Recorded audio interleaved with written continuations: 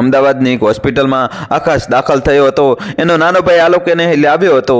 જાતના પરીક્ષણો પછીના રિપોર્ટ્સ આલોકના ફેમિલી ડોક્ટર ઝીણવટપૂર્વક જોઈ રહ્યા હતા। હે મોટા ભાઈ આકાશની બીમારીનું નિદાન સાંભળતા જ આલોક અબડાતો હોય એમ સગા ભાઈથી 2 ડગલા દૂર હટી ગયો। એ સાથે જ આકાશની આંખો આંસુઓથી છલકાઈ ગઈ। સર, ખરેખર મારા મોટા ભાઈને એડ્સ થયો છે?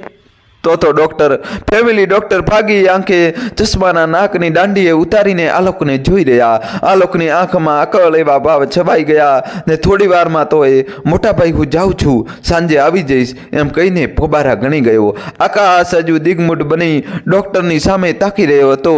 ડોક્ટરે એને દરપત બંધાવતા કહ્યું, આકાશભાઈ, તબીબી વિજ્ઞાન એટલી હદે આગળ વધી ગયું છે કે તમારે હતાશ થવાનું કોઈ કારણ નથી। પણ આકાશનું મન ચકડોળે ચડી ગયું હતું। એને ડોક્ટરના શબ્દો આશ્વાસન કરી શક્યા નહીં। આલોકના ગયા બાદ 2 દિવસે એણે દવાખાનામાંથી રજા લઈ લીધી। સર, કોઈ અપરાધ થયો હોય તો ક્ષમા કરજો, હું જાઉં છું। સવાલ ફક્ત સમયનો છે, મારી હયાતી ગમે ત્યારે આથમી જશે। આવજો। જાણે મૃત્યુ તાબડતોડ એની હયાતી મિટાવી દેવા અટ્ટહાસ્ય કરી રહ્યું હોય તેમ ચિંતાતુર ચહેરે એને ક્લિનિકમાંથી વિદાય લઈને ઘરની વાટ પકડી। મનસુખભાઈ આમ તો સાધારણ ખેડૂત, ખેતરની ટૂંકી આમદીમાં માંડ 2 છેડા ભેગા કરી શકતા નાના પરિવારના સપના સજાવીને સંસારનો બોજ વેઢાવી રહ્યા હતા। ઘરમાં વિધવા એવી દમિયલ માની તંદુરસ્તી સારી કેવડાવે એવી પત્નીને માયકાંગલા એવા 2 દીકરાઓ એટલે આકાશ અને આલોક। બંને દીકરાઓ ભણવામાં હોશિયાર હતા। ત્રીજી દીકરી ધરતી પર આવીને ચેનનો શ્વાસ લે એ પહેલા એની છાતીની ધમણી થીજી ગઈ હતી। એ પછી અવતરવાની સાથે જ વિકલાંગ ને મંદબુદ્ધિની દીકરી આવેલી તે શારદા। ગામના ખમતી ઘર એવા સરપંચ કંચન કાકા એમના જમાનાના મેટ્રિક્યુલેટ હતા। નવી પેઢીના બાળકો સારું ભણી તે આગળ વધે એવી એમની મનસા। એટલે ગરીબ ઘરના મનસુખભાઈને એમણે બોલાવીને કહ્યું, મનસુખભાઈ, 2 છોકરાઓને ભણાવજો, રૂપિયાની ફિકર કરશો નહીં। ભગવાને મને ઘણું દીધું છે। વસ્તારમાં એકમાત્ર દીકરો છે ને એ પણ પરદેશ, એના મામાને ઘેર વહેલો મોડો ઉપડી જશે। 2 છોકરાઓ ભણશે તો ગામની ઇજ્જત વધારશે। આ પેલા પસાનો છોકરો હલકી વેણી માંથી ગ્રેજ્યુએટ થઈને સારી નોકરીએ લાગી ગયો છે ને। મેં પસાને મદદ કરેલી તો તમે તો મારા ભાઈ જ રહ્યા। મનસુખભાઈ હતા તો સોમાની પણ ગરીબીને કારણે સરપંચની દરખાસ્ત એમણે સ્વીકારી લીધી ને કંચન કાકાની સહાયથી 2 ભણ્યા પણ ખરા। પણ બધા દિવસો કઈ સરખા ન હોય છે। મજૂરી કરીને બેવડ વળી ગયેલા મનસુખભાઈ સગી જનેતા પછવાડે 10 જ દિવસમાં સોદામ સીધાવી ગયા। દોસ્તો, તમારા ભાઈ માટે જલ્દી વિડીયો લાઈક કરીને ચેનલ સબસ્ક્રાઈબ કરી દેજો। હજુ તો ગામની હાઈસ્કૂલમાં 2 ભાઈઓ ભણતા હતા। આકાશ મોટો હોવાથી એના માથે અકાળે મસ્ત મોટી જવાબદારી આવી પડી। માની કાયા તો પહેલાથી કંતાઈ ગયેલી હતી। દીકરાઓનું સુખ જોવા એ પણ જાજુ ટકી નહીં। તે પતિના અવસાનના 6-1 મહિનામાં એ પણ મોટા ગામતરે ઉપડી ગઈ। રહી ગયા ફક્ત 2 ભાઈઓ।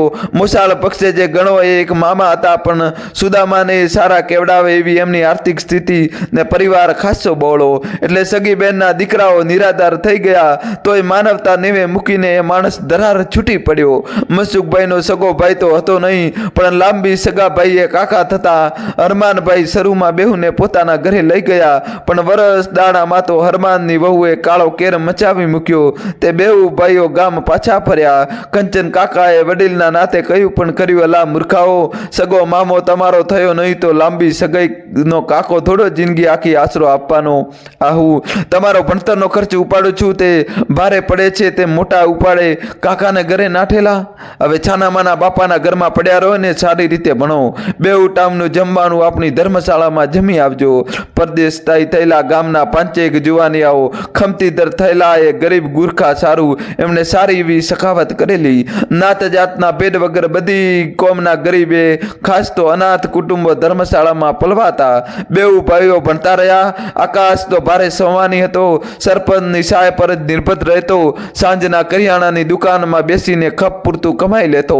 નિરપેક્ષ ભાવે સમય સરતો રહ્યો। આકાશ 12મું સાંજ સારા ટકા સાથે પાસ કર્યું। એના ડોક્ટર બનવાના સુસુપ્ત સપનાઓ સલવળી ઉઠ્યા। પાછળ આલોક 9મા ધોરણમાં અભ્યાસ કરતો હતો। ગામના હિતુચીઓએ આકાશને ડોક્ટરી લાઈનમાં આગળ વધવા દરપત બંધાવી। આકાશ ખર્ચની ફિકર કરતો નહીં, અમે બધાએ તારી પાછળ છીએ જ, તું તારે ભણ, તારો બધો ખર્ચ અમે ઉઠાવી લઈશું। દોસ્તો, જલ્દીથી વિડીયો લાઈક કરી ચેનલ સબસ્ક્રાઈબ કરી દો યાર। પણ આકાશે ઠાવકાઈથી અને વિશેષ તો વિનમ્રતાથી બધાની વિનંતીનો અસ્વીકાર કરતા કહ્યું, તમારો આભાર, પણ આલોકનું આગળ વધવું વધારે મહત્વનું છે. હું તો ગમે તેમ કરીને રોજી રળી લઈશ, પણ આલોક બાપુજીના ગયા પછી સાવ હતાશ બની ગયો છે. મારે તો આલોક ડૉક્ટર બને એટલે પૂરતું છે. શારદાને પણ મારે પાળવાની છે. ગામ લોકો 16-17 વયના આ છોકરડાની જવાબદારીની ભાવનાની કદર કરતા મોંમાં આંગળી નાખી ગયા. પણ અનાથ હોવાને લઈને એની કાળજી તો એ લોકો વધારે જ લેતા. જતે દાડે આકાશ બીકોમ કરીને સંતોષ લીધો ને ખાનગી કંપનીમાં નોકરી પણ મેળવી લીધી. એનું એકમાત્ર લક્ષ્ય આલોકને ભણાવવાનું જ રહ્યું. સાંજે થાકીને લોથપોથ થઈ જતો. શારદાની દવા દારૂનો ખર્ચ પણ ભારે હતો. ટૂંકી આવકને એમાં આલોકના ભણતરનો ખર્ચ અને શારદાની માવજાત માગી લેતી પરવરિશ. એમ જ સમજો ને કે આ નાના બાળકની જેમ એને ઊંચકીને નવરાવવી, એના મેલા લુગડા ધોવા, એને સાફ કરવા, રાત્રે તુફાને ચડે ત્યારે માવતરનું વાલ વરસાવી એને સુવડાવવી, એને જુવાની જાણે એળે જઈ રહી હતી. ખાનગી નોકરી હોવા છતાં નાતમાંથી સારા માંગા આવતા હતા. પોળના લોકો જો આકાશ લગ્નની હા ભણે તો રંગે ચંગે એને પરણાવી રાજી હતા. એની નાની ઉંમરની મહિલાઓ તો પોળમાં નવી વહુ આવે એ સારું થનગનતી હતી. દોસ્તો, જલ્દીથી ચેનલ સબસ્ક્રાઈબ કરી દો. પોળનો છેલ્લો સુપ્રસંગ જે ગણો તે આકાશના બાપુજી પરણ્યા ત્યારે લોકોએ રંગે ચંગે પ્રસંગની ઉજવણીમાં ભાગ લીધો હતો. પોળની મહિલાઓએ ફટાણા ગાયા હતા અને પોળના સૌ ઘરનો પ્રસંગ હોય તેમ હરખાયેલા થઈ ગયા હતા. અને એટલે જૂની પેઢીના સૌ તો ઘર આંગણે હરખનો પ્રસંગ આવે એમાં થનગની રહ્યા હતા. પણ આકાશ એકનો બે ના થયો ત્યારે વડીલો સહિત એના બાળસ ખાઓ પણ ભારે નારાજ થઈ ગયા. કાળચક્ર ફરતું રહ્યું. આકાશ શારદાની દવા દારૂનો ખર્ચ પૂરો કરવા નોકરી ઉપરાંત વધારાનું કામ પણ કરતો રહેતો. આલોક પણ 12 સારા ટકા સાથે પસાર કરીને આગળ શું કરવુંની અવઢવમાં હતો. મોટા ભાઈની તકલીફો સમજતો હતો. પોતાને અને બહેનો માટે એને આપેલ બલિદાનની અનુભૂતિ થતાં એને આંખોમાં જળજળિયા આવી જતા. આલોક, તારા 12 સાયન્સમાં સારા ટકા આવ્યા છે. મેડિકલમાં ઉજળી તક છે. હું તો ડૉક્ટર ના બની શક્યો, પણ તું મારું સપના પૂરું કરીશ એવી ગળા લગીની ખાતરી છે. આકાશ આલોકને કહી રહ્યો હતો ત્યારે એના ચહેરા પર અનેરી ખુશી જળજળી રહી હતી. પણ મોટા ભાઈ, મેડિકલનો ખર્ચ જેવો તેવો નથી. આપણા ગજા બહારની વાત છે. એના કરતાં હું નોકરી કરીને તમને મદદરૂપ થાઉં એવી મારી ગણતરી છે. દોસ્તો, તમારા ભાઈ માટે જલ્દીથી વિડીયો લાઈક કરીને ચેનલ સબસ્ક્રાઈબ કરી દેજો. ના આલોક, ના. આપણી ન્યાતમાં અને ખાસ તો આપણા ગામમાં કોઈ ડૉક્ટર થયો નથી. તું જો ડૉક્ટર બને તો ગામની આબરૂ તો વધે, પણ આપણા બાપુજીનું નામ પણ રોશન થાય. મોટાભાઈની જીદ આગળ આલોક ઝૂકી ગયો, પણ એને ઇજનેરી લાઈન પર પસંદગી ઉતારી ત્યારે આકાશના ચહેરા પર નારાજગી લીંપાઈ વળી. પણ ડૉક્ટર નહીં તો છેવટે ઇજનેર બનીને પણ ગામનું નામ રોશન થશે એવી ગણતરીએ આકાશે આલોકને ઇજનેરી કોલેજમાં પ્રવેશ અપાવ્યો. અગાઉ એમના ગામના પરસોત્તમભાઈ પટેલનો દીકરો જ ઇજનેર બન્યો હતો, પણ પછી ગામ છોડીને અમેરિકા ચાલ્યો ગયેલો. એટલે આલોક ઇજનેર બનીને પગ પર થાય તો પોતાને શાંતિ તો ખરી એવું મન સાથે સમાધાન કરીને એણે નાનાને ભણાવવા કોઈ જ કસર છોડવી નહીં એવો મનસૂબો કરી જ લીધો. નાનાની ઇજનેરી કોલેજ અને હોસ્ટેલના ખર્ચને અને શારદાના મદવાળને પહોંચી વળવા રાત દાડો વેતરું કરતો રહ્યો. આલોક અવારનવાર નાના સારું પત્ર લખતો રહેતો અને સગા ભાઈના સુખદ ભાવિ માટે આકાશ વ્યાજે નાણાં લાવીને પણ મોકલતો રહેતો. દિવસે દિવસે એ વધુ ને વધુ વ્યાજના ચક્રવ્યૂહમાં ફસાતો જતો હતો. પણ નાનો ઇજનેર બનીને આવે તો જતે દાડે ઘરની પરિસ્થિતિ સુધરશે એવી અપેક્ષાએ આકાશ આંદળુકિયા જ કરતો હતો. બીજી તરફ શારદાના તોફાન દિન પ્રતિદિન વધતા જતા હતા. મોંઘીદાટ દવાઓની એની માનસિક સ્થિતિ પર કોઈ જ અસર વર્તાતી નહોતી.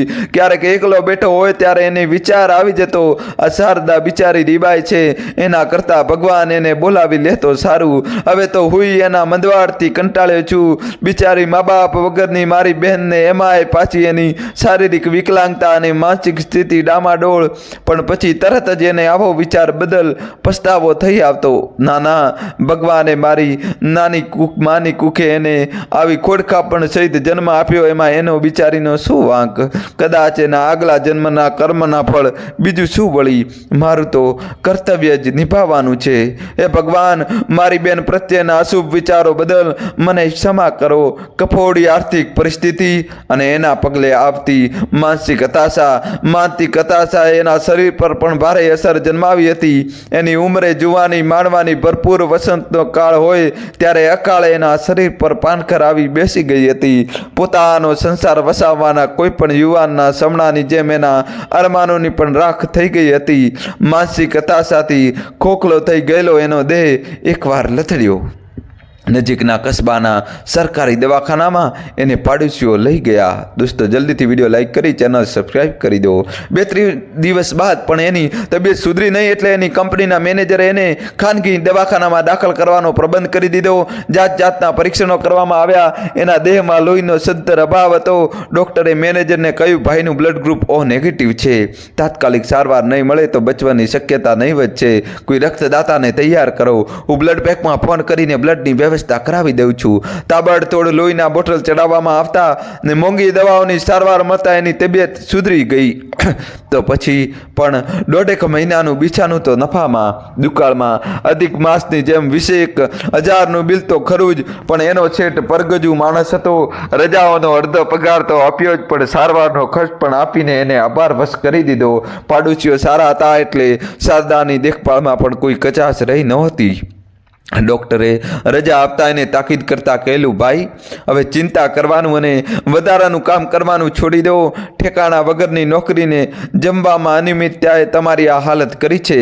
હવે ધ્યાન નહીં રાખો તો ભૂતકાળ બની જતા સહેજે વાર નહીં લાગે. ડૉક્ટરના શબ્દો સાંભળી એના દેહમાં ચિંતાની જ્વાળા આગ બની પ્રસરી ગઈ. એને નાના ભાઈને ઇજરેન બનાવવાના સમણા વિખરાતા લાવ્યા. પોતે વધારે મહેનત ના કરે તો આલોકને પોતાની જેમ ખાનગી કંપનીમાં કારકુંદી કરવાનો વારો આવે ને ગાંડા ગેલા જેવી શારદાનું કોણ બેલી. મને કંઈ થાય તો શારદાનું જીવતર પણ ધૂળ ધાણી થઈ જાય. એ ભગવાન, ગણાય રૂપિયાવાળાઓ તને દેખાતા નથી. એ લીલા લહેર કરે છે, અશો આરામથી જીવે છે. જાત ભાતના વ્યસનો અને ખાનપાનથી તેમનો દેહ તગડા થતા જાય છે અને કોઈને કાંઈ થતું નથી. આ તો ગરીબોને જે દાંત વાળવા બેઠો છે.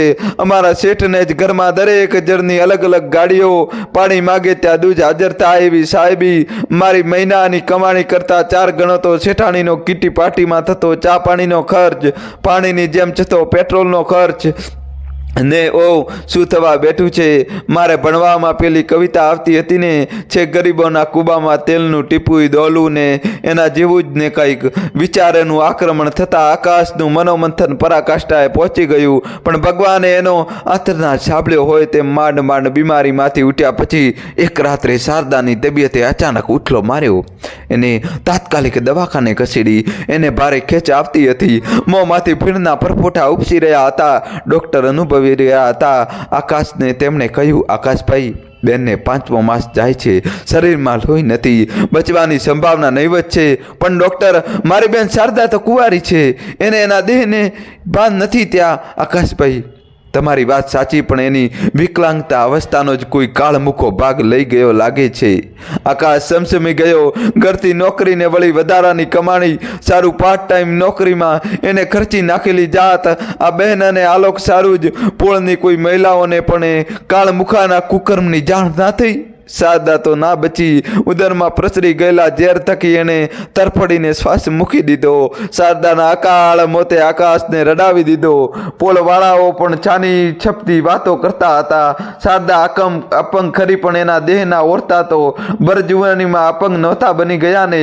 આપણે સૌ ખેતરમાં કામે જતા હોઈશું ત્યારે જ કોઈ માથાનો ફરેલો હોય અભાંગડીને એના ભાઈઓની પનોતી બેસાડી ગયો હશે. તરેની થતી ચર્ચાઓ જ ઝડપે ચાલીને ઝડપે સમી પણ ગઈ. આકાશને થયું, સારું થયું, બિચારી પીડામાંથી છૂટી. પણ જે રીતે શારદાનું અકાળ મોત આવીને એને મચાવી ગયું હતું એ બિના એના મનમાંથી હટતી નહોતી. કાળા કૃત્યનો કરનાર કોણ હોઈ શકે? એની પાળ કાઢવા એને અજંપો ગ્રસી વળ્યો. પોળમાં તો એની વયના ઘણા તો એના ભાઈબંધો હતા. બધાએ ઘર લઈને બેસી ગયા હતા.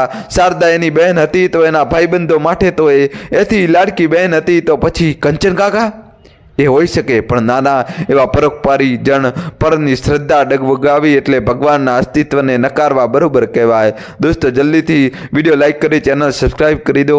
તો પછી કોણ હોઈ શકે? પોળમાં એનું ઘર પણ વચ્ચોવચ્ચ આવેલું હતું. ઘરના બધા એ ખેતરમાં હોય તો મંગુ કાકી, જમના માસી ને ત્રિભુવન દાસ તો આખો દાડો પોળમાં આવેલા માતાજીના ચોકમાં ગપાટા હાંકતા બેઠા હોય. તો પછી કોણ હોય? એનું મન ચકડોળે ચડ્યું હતું. આકાશ તો હજુ ઠરેલ હતો, પણ આલાપ તો ક્રોધિત થઈને જો કોઈ મળે તો એની રહેસી નાખવાનો મનસૂબો કરીને જ બેઠો હતો. પણ આકાશે એને વાર્યોને સમજાવતા કહ્યું, આલોક, હમણાં તો તું તારા અભ્યાસમાં ધ્યાન આપ. જેને પણ આ કુકર્મ આચર્યું છે એને ભગવાન બતાવશે. ના મોટા ભાઈ, ભગવાન છે જ ક્યાં? જો હોય તો આપણા વાકુંગના વગર માવતર અનાથ મૂકી સિધાવી ગયા.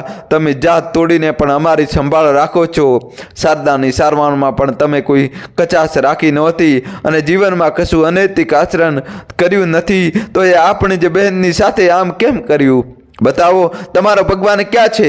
મોટાભાઈ તરીકે નાનાની સાથે એને વિવાદમાં ઉતરવાનું ઠીક ન લાગતા એ ચૂપ રહ્યો. પણ શારદાની યાદ તાજી થતાં એની આંખના ખૂણા ભીના બન્યા. પણ ભગવાનના અસ્તિત્વનો પુરાવો મેળવવા લાંબી પ્રતીક્ષા કરવી પડી નહીં. શારદાના મોતને 3 માસ વીતી ગયા હતા. શિયાળો બેસી ગયો હતો. સવારના કૂણા તડકામાં ખેડૂતો ગાંડા લઈને ખેતરમાં જવાની તૈયારી કરતા હતા. પોળની મહિલાઓ પણ પતિઓ સાથે ખેતરમાં જવાની કટાકૂટમાં ઘરને સાફ સુથરું કરી રહી હતી. ત્યાં ભાગોળે ગયેલો બાજુની અંબા માતાની પોળનો એક જણ હાંફતો દોડતો આવ્યો. એના શ્વાસ ઉછાળા મારી રહ્યા હતા અને છાતી ધમણની જેમ હાંફતી હતી. ત્રિભુવન દાદા, ગજબ થઈ ગયો. ડોસાએ હોકાનો ઊંડો કસ ખેંચતા પૂછ્યું, અલા પેલા હરખો હા શ્વાસ તો લે, પછી વાત કર. દાદા, પેલો જુવાન હજુ હાંફતો જતો. દાદા, ભાગોળે આવેલી દૂધની ડેરી પછી તે આપણા કંચન કાકાએ પીપળાના ઝાડે ફાંસો. એના શબ્દો લડકડ્યા અને એ ફાટી આંખે જમીન પર લગભગ ભસડાઈ જ પડ્યો. ખેડૂતે હળને બળદો પડદ મૂકીને ભાગોળે નાઠા. જેને જાણે થઈ એ સૌએ કામ પડતું મૂકીને ડેરીએ જવા હડીઓ કાઢી. બધા અફસોસ વ્યક્ત કરતા હતા. ટોળામાં આકાશ પણ હતો. અરે રે, આ કંચન કાકા જેવા પરોપકારી જણને આ શું થઈ ગયું? તે ફાંસો ખાધો. બિચારા કાકાએ કોઈનું કાંઈ બગાડ્યું નહોતું ને ટોળામાંથી ગણગણાટ ઉઠતો હતો. દોસ્તો, જલ્દીથી ચેનલ સબસ્ક્રાઈબ કરી દો. પીપળાના વૃક્ષ પર કંચન કાકાનો દેહ ગોળ ગોળ ઘૂમી રહ્યો હતો. આંખો ખુલ્લી હતી, જીભ બહાર આવી ગઈ હતી. ટાઉન પોલીસે આવા કંચન કાકાના દેહને માનભેર ઉતાર્યો. ટાઉન પોલીસમાં પણ એમની ભારે વગ હતી. સમગ્ર વાતાવરણમાં અરેરાટી વ્યાપી વળી. પોલીસે પંચક્યાકાન કર્યો. કેટલાકના નિવેદનો નોંધ્યા. એમના પરેડના ગજવા ફંપોસ્યો. બીડીનું બંડલને લાઇટર હાથ લાગ્યું. પણ નવા આવેલા જમાદાર દેસાઈ સાહેબની ચકોર નજરે પીપળાની ઓથે મૂકેલા જોડામાંથી સફેદ ચીજ પકડી પાડી. જમાદાર દેસાઈ ચિઠ્ઠીનું લખાણ વાંચવા લાગ્યા. એમના ચહેરાની રેખાઓ તંગ બનતી ગઈ. ચિઠ્ઠીનું લખાણ આમ હતું: ગામના સૌ રહેવાસીઓ, મને માફ કરજો, હું જાઉં છું, પણ એમાં મારો જ દોષ છે. મનસુખ પટેલની છોડી શારદાના મોત પાછળ હું જ જવાબદાર છું. પાકટ ઉંમરે દેહના ઉભરા હું જીરવી શક્યો નહીં. ગામમાં મારી આબરૂ સારી એટલે એ બધું દબાવતો રહ્યો, પણ શારદા બિચારી ગાંડીને અપંગ, એ જ એને લાગ મળે 5-6 વાર બોટેલી, અને એ બિચારી મારા પાપે મારાથી એના મોતનો ભાર જીરવાયો નહીં, એટલે આ મોત વાલું કરું છું. લી કંચન પટેલના જાજા જુહાર. ક્ષણવારમાં તો સન્નાટો છવાઈ ગયો. જે ટોળામાંથી અફસોસની ધ્વનિ ઉઠી રહ્યો હતો, ત્યાં ક્ષણવારમાં ફિટકાર વરસી પડ્યો. આકાશ હતપ્રત બની ગયો. કંચન કાકા એને કદાચ મદદ આટલા સારું જ કરતા હતા. કોણ જાણે કેટલી વાર મારી શારદાને આ પાપીએ. એના મનના તોફાન વ્યાપી વળ્યું. થોડી વારમાં પોલીસ કંચન કાકાના દેહ સાથે સરકારી દવાખાને વિદાય થઈને સાથે ટોળું જાતપાતની વાતો કરતું વિખરાઈ ગયું. કંચન કાકાના કુકર્મ પછી તો એમના ઘર સાથેના વ્યવહાર ગામ લોકોએ સાવ માંડી જ વાળ્યા. સૌ એમના ઘરવાળા દયા કાકીનો જ વાંક કાઢતા. આ દયાળી ભગતડી બની ગઈ હતી તે કાકો ભાન ભૂલ્યો હશે. એને કાકાને સાચવી જાણ્યો હોત તો વગર મોતે આમ કાળી ટીલી લઈને મરવું ના પાડત. આકાશનું એકમાત્ર લક્ષ હવે નાનો ભાઈ આલોક જ હતો. બહેનના મૃત્યુના આઘાતમાંથી બંને ભાઈઓ ધીરે ધીરે બહાર આવતા ગયા. પણ જે રીતે બીના બનેલી એ રીતે તો સમાજમાં મોં બતાવવાની પણ એને હામ રહી નહોતી. એ હવે ભાગ્યે જ પોળવાળાઓ સાથે જ વાત કરતો અને જમના માસી પર પણ ક્રોધ ચડ્યો હતો. એક તો ભર જુવાનીએ વિધવા થયેલી ને જુવાનીમાં પાછી છપ્પર પગીએ ખરી કશુંય નહોતી તો સરપંચને એને છાનો છપનો ટેકો કર્યો હોય એવી શંકામાં અટવાતા જમના માસી એની નજરમાંથી સાવ જ ઉતરી ગઈ. દિવસો પર સમયનો ઢોળ ચડતો રહ્યો. આલોક હવે ઇજનેરીના અંતિમ વર્ષમાં હતો. આકાશની અપેક્ષાઓની સફળ પ્રસૂતિની ઘડીઓ ગણાઈ રહી હતી અને એ દિવસ પણ આવી પૂગ્યો. પૂછા કાકા દીકરા પછી આલોક એમના ગામનો બીજો ઇજનેર હતો. ઘરમાં આનંદ વ્યાપી વળ્યો હતો. પોળવાને ગામમાં તો એથી અદકેરી ખુશાલીનું મોજું પ્રસરી ગયું. બે ભાઈઓ હેત ભટ્યા. વરસ દાડે ખુશીના માહોલ વચ્ચે શારદાની યાદ તાજી થતા બે ભાઈઓની આંખો વરસી પડી. દોસ્તો જલ્દીથી વિડીયો લાઈક કરી ચેનલ સબસ્ક્રાઈબ કરી દો. એમાં વળી કોકના ઘેરે નવી આણેલી ટેપ રેકોર્ડરમાં ભાઈ બહેનના હેતનું ગીત વાગી રહ્યું હતું. કોણ હલાવે લીમડીને કોણ ઝુલાવે પીપળી ભાઈની બેની લાડકીને ગીતના શબ્દો કાને પડતા આજે બેવના એને ખાસ તો આકાશના અશ્રુઓના બંધનો બોધ વછૂટી પડ્યો. એને લાચારી ઘેરી વળી. બિચારી શારદા અપંગને માનસિક વિકલાંગ હતી એટલે ગામના પાદરે પોળના બીજા ભાઈ બહેનોની જેમ ઝાડની ડાળીએ ઝુલાવાની નોબત જ નહોતી આવી. એ દિવસે તો એ ગીતના શબ્દોએ શારદાનો ભોળો ચહેરો એની નજર સામેથી હટ્યા જ નહીં. આલોકને ઇજનેર બન્યાને માંડ 3 મહિના થયા હશે ને એને કરેલી અરજીના અનુસંધાને સારી નોકરી ઘર આંગણે દસ્તક દેતી આવી. અમદાવાદમાં એનું પોસ્ટિંગ થતાં એ મોટા ભાઈના આશીર્વાદ મેળવવા પગે લાગ્યો. ત્રિભુવન દાદાએ પણ એ પગે લાગવાનું ભૂલ્યો નહીં. આકાશ માટે નાનાની નોકરીનો ઓર્ડર તો જીવનની સાર્થકતાનો જાણ દિવસ બની રહ્યો. કંપનીમાં ખાસ રજા લઈને આ લોકોને હાજર થવાના દિવસે અમદાવાદ ગયો. ગામથી આણંદને આણંદથી અમદાવાદ એમ અપડાઉન કંઈ અગવડ ભર્યું તો નહોતું. સવારમાં બે ભાઈઓ 7થી બસમાં નીકળી પડતા. આકાશ તો સાંજે વહેલો ઘરે આવીને રસોઈ પાણી આટોપી લેતો. આલોક છેક રાત્રિના 9 વાગે જ આવી રહેતો. હવે ઘરમાં કોઈ સમસ્યા નહોતી. સારા દિવસો જોવાના આવ્યા ત્યારે મા બાપ અને બહેન હયાત નહોતા. એ વાત આકાશના કાળજાને કોરી ખાધી. દોસ્તો તમારા ભાઈ માટે જલ્દીથી વિડીયો લાઈક કરી ચેનલ સબસ્ક્રાઈબ કરી દો. એકાદ વર્ષ આવો ક્રમ ચાલ્યો હશે ને ઘરમાં રસોઈ પાણીની આપદા પડવા માંડતા આકાશે નાનાને કહ્યું, આલોક નોકરીમાં તું કાયમી થઈ ગયો છે. રસોઈની તકલીફ પડે છે. તારા લગ્ન માટે માંગા આવે છે. તું કહેતો વાતચીત નક્કી કરીએ. એકાદ બે વાત શિક્ષિકાની છે. એક સરકારી કચેરીમાં કારકુન છે. બીજી 2-3 વાતો સારું છે પણ છોકરીઓ નોકરી કરતી નથી. શિક્ષિત છે અને ખાનદાન શ્રીમંત છે.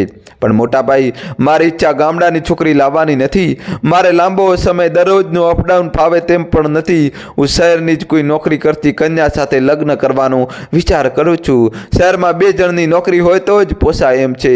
પણ આકાશ આપણા માટે અમદાવાદ નવું છે. વર્ષો પહેલાં ગામડાથી બહાર નીકળી ગયેલા સમાજના લોકો સાથે પરિચય પણ જાજો નથી. નોકરી કરતી છોકરી કરતાં એના ખાનદાનની સંસ્કારોની વધારે અગત્યની છે. ગામડામાં જેટલો સ્નેહભાવ જળવાય એટલો શહેરમાં મમતા ઓછી હોવાને લઈને સંબંધોનો તંતુ મજબૂત નથી. વાત ત્યાં જ અટકી ગયેલી. મહિના દિવસમાં તો આલોક અપડાઉન ફાવતું નથી કહીને અમદાવાદ રહેવા ચાલો ગયેલો. આકાશ એક પછી એક આઘાત સહન કરી રહ્યો હતો. દોસ્તો તમારા ભાઈ માટે હવે તો ચેનલ સબસ્ક્રાઈબ કરી દો અને કહાની છેલ્લા સુધી જોજો. પણ એક દિવસ તો ઘરે આવેલા આલોકે સામેથી જ વાત ચડી. મોટા ભાઈ મારી કચેરીની બાજુમાં જ સરકારી કચેરીમાં કેશિયર તરીકે કામ કરતી સુનંદા આપણી ગોળની જ છે. એના મોટા ભાગનો પરિવાર જાંબિયામાં સ્થાયી થયેલો છે. ઘરમાં 2 બહેનો અને એક ભાઈ છે. મણિનગરમાં સારો કહેવાય એવો બંગલો છે. સુનંદાના બાપુજી સચિવાલયમાં સારી પોસ્ટ પર હતા. તે 2 વર્ષ અગાઉ જ નિવૃત્ત થયેલા છે. મને સુનંદા પસંદ છે. આપણા ઘરમાં વહુ તરીકે દીપી ઉઠે એવી છે. આલોકની વાત સાંભળતા જ આકાશના પગ હેઠળની ધરતી સરકી ચાલી. શહેરમાં ઇજનેરી કોલેજ પૂરી કરીને આવ્યા પછી એના ભાઈના સ્વભાવમાં ધરમૂળથી પરિવર્તન આવી ગયું હતું. એ આકાશ અનુભવી શક્યો. અનુભવની એરંડ પર ઘડાયેલા આકાશે ટૂંકમાં જવાબ આપતા કહ્યું, આલોક તને ઠીક લાગે એમ કર. તું સમજ્યું છે સંસાર તારે ભોગવવાનો છે અને પસંદગીના માત્ર સાથે તારે જિંદગી વિતાવવાની છે. આકાશ આલોકને કહેતો હતો ત્યારે સંસાર સજાવવાના સવણાની બળદે બળતી ચિનગારી જાણે તેને લાગણી ભીના શબ્દોમાંથી લપકારા મારતી હતી. અને કેમ નહીં, ટૂંકા પગારની ખાનદાની નોકરી, નાનો ભાઈને ઇજનેર બનાવવાના, એ શારદાને પાલવવાના, એને સંસાર સજાવવાના ઓરતા મનમાં જ દફનાવી દીધા હતા ને.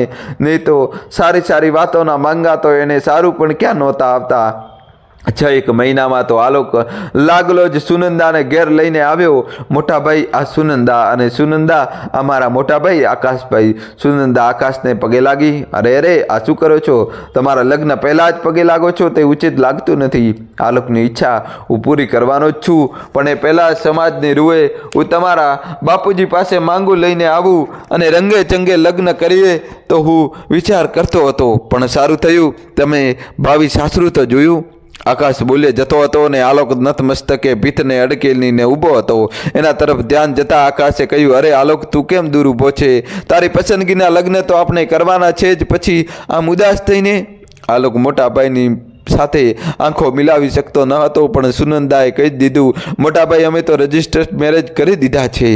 મારા ઘરમાં તો ફોરવર્ડ વાતાવરણ છે. પપ્પાને ખોટી જાખમજાળ પસંદ નહોતી એટલે પછી કોર્ટમાં જ. હા, સાંભળતા જ ધરતી માર્ગ આપે તો સમાઈ જવાનું આકાશને મન થઈ આવ્યું. કેટલા ઓરતાને એને પહોંચ્યા હતા. ભલે પોતે સંસાર વસાવી શક્યો નહીં, પણ નાનાને પગભર ઊભો કરીને રંગે ચંગે એના લગ્ન લેવાના મોટાભાઈ તરીકે એના કેટલા અબરકા પર નાનાએ ઠંડુ પાણી રેડી દીધું હતું. અરે મોટાભાઈ તરીકેની એની સમૂળગી બાદબાકી થઈ ગઈ હતી ને હાંસિયામાં ધકેલાઈ ગયો હતો. એ વિચારે એનાથી ધ્રુસકું મુકાઈ જવાની તૈયારી જ હતી. ગળે ડૂમો બાજ્યો હતો અને આંખોમાં જળની વિનાશ તરવરીની ગળી જ હતી. અને ક્ષણાર્ધમાં પોતાની જાતને એને સંભાળી લીધી. એને હાથ આશીર્વાદ આપતા ઊંચો થયો અને દેખાડા સારું પણ એને ચહેરા પર સ્મિત છલકાવી દીધું. પોળવાળાઓ આલોક સાથે આવેલી છોકરીને આશ્ચર્યથી નિહાળી રહ્યા હતા. જમાનાના ખાધેલ કેટલાક વડીલોએ આછી પાતળી ખબર તો પડી જ ગઈ હતી. આલોક અને સુનંદા 2 દિવસ રોકાઈને અમદાવાદ પાછા ફર્યા ને ઘરમાં સુનકારો છવાઈ ગયો. આલોક અને સુનંદા રોજીના જીવનની ઘટમાળમાં અટવાઈ ગયા. નવું મકાન ખરીદવાની એની ઝંખના હતી, પણ એના સસરાએ જ કહ્યું હતું, આલોક કુમાર તમે અહીં જ રહો ને, બેઉ જણ સાથે નોકરી પર જજો. અને આલોક ઘર જમાઈ થઈને રહી જ પડ્યો. આકાશને કોઈ ઓળખીતા મારફતે એને જાણ થયેલી કે આલોક એની સાસરીમાં જ રહે છે. એક દીકરાનો એ બાપ પણ બનેલો, પણ મોટા ભાઈને સમાચાર આપવાનો વિવેક પણ ચૂકી ગયેલો. જાતે સાધુ સરીખો રહીને નાના ભાઈના ભણતર પાછળ જાત ખર્ચી કાઢી સંસારનો આસ્વાદ માણવાનું ચૂકી જવા બદલ એને ભારે અફસોસ થયો. પણ સંતાપ ભૂલવા નોકરી પરથી આવી એ ગામની લાઇબ્રેરીમાં જતો રહેતો. દોસ્તો જલ્દીથી વિડીયો લાઈક કરી ચેનલ સબસ્ક્રાઇબ કરી દો. કોકલા સંબંધો પર ફિલસૂફિયા માંડી કેટલાય પુસ્તકો વાંચવા થકી અને સંસાર સાવ અસાર લાગતો. પોળના અનેક લોકો એને એના દોસ્તારો એને એકવાર સમજાવેલો, આકાશ હવે તો પરણી જા. આલોક તો એનો સંસાર લઈને બેસી ગયો છે. હવે તારે કોઈ જવાબદારી રહી નથી. આ રાત દાડો રસોઈ પાણીની ઝંઝટમાંથી તો તારાથી છૂટાય ના ભાઈ ના. હવે 40 તો થયા. જીવીને હવે જીવવું કેટલું? એ અબરકા તો બધાએ રાખ થઈ ગયા. દોસ્તારોની આગળ બોલતા મરમાળું હસેલો, પણ એના હૈયામાં છુપાયેલી વેદના તો ગળામાં વિનાશ થઈ તરવરી જ રહી હતી. દીકરો થયા પછી આલોક છેક 5 વર્ષે ગામડે આવ્યો. એને દીકરો રૂડો રૂપાળો હતો. એ જોઈને આકાશની આંખ ઠરી. એને ભત્રીજા ધ્રુવિલ પર વાલ વરસાવી દીધું. સુનંદા આવી નહોતી, એની નોંધ તો પોલવાળાઓએ લીધી જ. એ આવ્યો એવો સાંજની બસમાં ઝપાટા બંધ જતો પણ રહ્યો. આકાશ એને વળાવવા બસ સ્ટેન્ડ સુધી ગયો અને ખખડ ધજ બસ ધૂળની ડમરીઓ ઉડાડતા વિદાય થઈ. ત્યારે સૂરજ અસ્તા ચળે આથમવાની તૈયારી કરતો હતો અને ધૂંધળા બનેલા વાતાવરણમાં એની દૃષ્ટિ પણ ધૂંધળી બની રહી હતી. ફરી એ જ ઘટમાળ, પણ આકાશની તબિયત દિન પ્રતિદિન લથડતી જતી હતી. કોને ખબર દેહમાં કોઈ વ્યાધિ ઘસી ગયો હોય એ થકી હો, કે સાદાના મોતનો ગમ, કે પછી સગાભાઈ સાથેના સંબંધોમાં ભોગવવી પડેલી વ્યથાઓ. મિત્રોના કહેવાથી એ ડૉક્ટરને પણ બતાવી આવ્યો, પણ એનો વ્યાધિ પકડાયો ન હતો. એનો દેહ દિવસે દિવસે ગળતો જતો હતો. એની આંખોની આસપાસ જામી ગયેલા કાળા કુંડાળાને ગળતો જતો હતો. દેહ કશાક અશુભની નોંધડી આપતો હતો. આલોક આવીને ગયાને પણ 10 મહિના વીતી ગયા હતા. એક સાંજે એને વેદના અસર થતી. એસિડિટી બૂથ પરથી આલોકનો ફોન જોડ્યો. આલોક તું સુનંદાને ધ્રુવને લઈને આવી જા. મારી તબિયત સારી રહેતી નથી. હવે હું વધારે. પણ એના શબ્દો ટેલિફોનના દોરડામાં જ અટવાઈ ગયા અને આલોક બોલ્યો, મોટા ભાઈ હમણાં તો સમય મળતો નથી. એમ કરો ને તમે જ અહીં આવી જાઓ. અમદાવાદમાં દવાખાના સારા છે ને સારી સારવાર પણ મળશે. આકાશને નાના ભાઈને ઘરે જવાનું ઉચિત લાગતું નહોતું, પણ એના દોસ્તોએ એને સમજાવ્યો, આકાશે તારો મા જણ્યો ભાઈ છે, એક જ બાપનું લોહી બેઉના દેહમાં વહેતું નથી. લોહીની સગાઈ હોવા છતાં નાનમસીદને અનુભવે છે. અને દોસ્તોના સમજાવવાથી આકાશ તૈયાર થયો. 2 દિવસ બાદ એ અમદાવાદ ગયો. આજે પહેલી વાર એ નાનાના ઘરે જતો હતો. એના સસરાનું રહેવાનું ઉપરના માળે હતું ને આલોક નીચે રહેતો હતો. અરખપેર જઈને આકાશે ડોરબેલ રણકાવ્યો. થોડી વારે દરવાજો ખુલ્યો. માથાના વાળ ખુલ્લા રાખીને સુનંદા ઘરમાં ફરી રહી હતી. પતિ પત્ની બેઉના વર્તાવમાં નરી શુષ્કતા હતી, પણ લોકલાજે આલોક એના ફેમિલી ડૉક્ટર પાસે મોટા ભાઈને લઈ ગયો. જલ્દીથી દોસ્તો વિડીયો લાઈક કરી ચેનલ સબસ્ક્રાઈબ કરી દો. મહિના લગી એમની સારવાર ચાલી. જાતના પરીક્ષણોએ પોતાના ક્લિનિકમાં દાખલ કરાવવાની ડૉક્ટરની ભલામણ. 2-3 અલગ અલગ રિપોર્ટ્સ એક જ વાતની ચાડી ખાતા હતા. આકાશના દેહમાં જ્વાળામુખીની જેમ પાટું પાટું થઈ રહેલી વ્યાધિના ઉછળાઈ રહેલા લક્ષણો અટ્ટહાસ્ય કરી રહ્યા હતા. ફેમિલી ડોક્ટરે આલોકને બોલાવ્યો. આલોકભાઈ, તમારા ભાઈને આમ તો કંઈ ચિંતા કરવા જેવું નથી, પણ ડૉક્ટર શબ્દો ગોઠવતા હતા અને આલોકની ધીરજ ખૂટી પડી. Doctor, anything serious? હા, તમારા મોટા ભાઈને એડ્સ. હવે જીવે એટલું સાચું. જ્ઞાનના ઇન્જેક્શનની અસર ઓસરતા આકાશ અર્ધ જાગ્રત અવસ્થામાં આંખો મીચીને પડી રહ્યો હતો. ડૉક્ટરના હળવા સાદે બોલાયેલા શબ્દો એના કાને પડ્યા. એણે આંખો ઉઘડવાનો પ્રયાસ કર્યો. ડૉક્ટર દેસાઈ અને આલોકની પીઠ એના તરફ હતી. વિચારોથી એનું ચિત્ત ચકડોળે ચડી ગયું હતું. ત્યાંની વિચાર યાત્રામાં ખલેલ પડી. હે ડૉક્ટર, એને એડ્સ છે? આલોક 2 ડગલા મોટાભાઈના બિછાનાથી પાછળ હટ્યો. થોડી વારે પાછળ જોતા એનું ધ્યાન પડ્યું કે મોટાભાઈ તો જાગતા હતા. એ થોડો ઘણો ખચિયાણો તો પડી જ ગયો. મોટાભાઈ, આરામ કરજો, હું જાઉં છું, સાંજે આવીશ. આકાશ કળી શક્યો કે મોટાભાઈ કરતો નાટકો સાફ તુચકારથી ડૉક્ટર સામે પોતાના સગાભાઈ માટે એને એડ્સ છે એમ કહીને પોતાને માટે માનભેર વાત કરવાનો વિવેક પણ ચૂક્યો હતો. અને સાંજે આવીશ એવા એના શબ્દો જાણે અંતિમ વિદાય આપતો આલાપ જ ભળેલો લાગતો હતો. આલોક ઘરે ગયો. સુનંદા, મોટા ભાઈને તો એડ્સ છે, હવે શું કરીશું? ઘરમાં તો રખાય નહીં, તે હોય જ ને. ગામડે રહીને એમણે સુએ ધંધા કર્યા હશે, બજારું સ્ત્રી સાથે, એટલે તો સંસારની ઉપાધિમાં પડ્યા જ નહીં. આ સુનંદા, તું સાચું કહે છે. મને એમણે હોસ્ટેલમાં ધકેલી દીધેલો. શારદા તો કાંઈ સમજતી જ નહોતી. એના ધંધા એવા હશે ત્યારે જ ને. એમ કરીને આપણે દવાખાને જઈને એની બાળ કાઢવી નથી, એટલે ટાઢા પાણીએ, સમજી?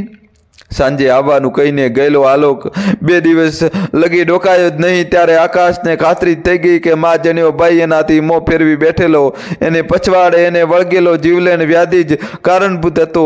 છેવટે એને ડૉક્ટરની રજા લઈને ઘરની વાટ પકડી જ હતી. ઘરે આવતા પોલવાળાઓ બધા એને વીંટળાઈ વળ્યા. 1.5 મહિના અગાઉ આલોકના ઘરે ગયેલા આકાશનું શરીર વધે ક્ષીણ બની ગયું હતું. એ વાતની પ્રતીતિ પોળના પાડોશીઓના ચહેરા પર ફરહરી રહી હતી. મિત્રના નાતે હું પણ એને મળવા ગયો ને એના ખોખલા દેહ પર નજર કરતા મારી આંખોમાં ભીનાશ તરવરી રહી.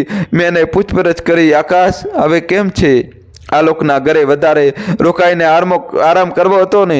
એ ફિક્કું હસ્યો, એના ગળે ડૂમો બાજી ગયો. આલોક? એને માંડીને એની સાથેના આલોક અને એની પત્નીના વૃક્ષ વ્યવહારની વાત કરી. બકુલ, કશું નહીં તો મને ખોટી યાદારના જરૂર હતી, જેથી હું સમજત કે મારો સગો ભાઈ તો છે આ દુનિયામાં, પણ નાનકાથી એ પણ ના થયું. પણ આકાશ, તારે એમાં માથું લગાડવાની જરૂર નહોતી. સંસાર છે, ચાલ્યા કરે ને છેવટે બધા સંબંધો જાનવારના જળ જેવા જ હોય છે. મન પર નહીં લેવાનું. તું પણ આમ બોલે છે. ખરી વાત તો એ છે કે જાંજવાના જળની અનુભૂતિ પણ ક્યારેક મીઠડી લાગે છે. અને ત્રણેક દિવસમાં તો એક પરબડિયું આંગણે આવીને દસ્તક દઈ રહ્યું. આલોકનો પત્ર હતો.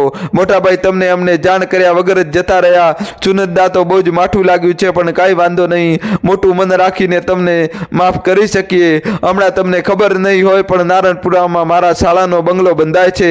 મારા સસરાએ થોડી ઘણી મદદ એને કરી છે, પણ મોટાભાગની મદદ એને મારે જ કરવાની છે.